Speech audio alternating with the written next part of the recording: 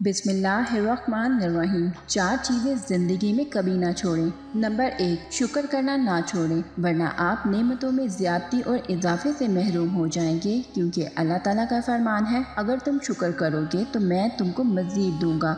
सूरह इब्राहिम आयत number 7। Number 2, अल्लाह ताला का जिक्र ना छोड़ें, वरना आप इससे महरूम हो जाएंगे कि अल्लाह ताला आपको याद रखे, क्योंकि अल्लाह ताला का फरमान है, तुम मेरा जिक्र करो मैं तुम्हें याद रखूंगा। सूरह बकरा आयत नंबर 152। नंबर 3, दुआ को ना छोड़ें, वरना कबूलियत से महरूम हो जाएंगे, क्योंकि अल्लाह ताला का फरमान है, तुम मुझे पुकारो मैं तुम्हारी दुआ कबूल करूंगा। सूरह गाफिर आयत नंबर 60। इस्तग़फ़ार ना छोड़ें, वरना निजात से महरूम हो जाएंगे। अल्लाह ताला का फरमान है, अल्लाह ताला उनको अजाब देने वाला नहीं है जबकि वो इस्तग़फ़ार करते हों। सूरह अनफाल आयत नंबर 33। वीडियो को सदका जारिया समझ के आगे ज़रूर शेयर करेगा।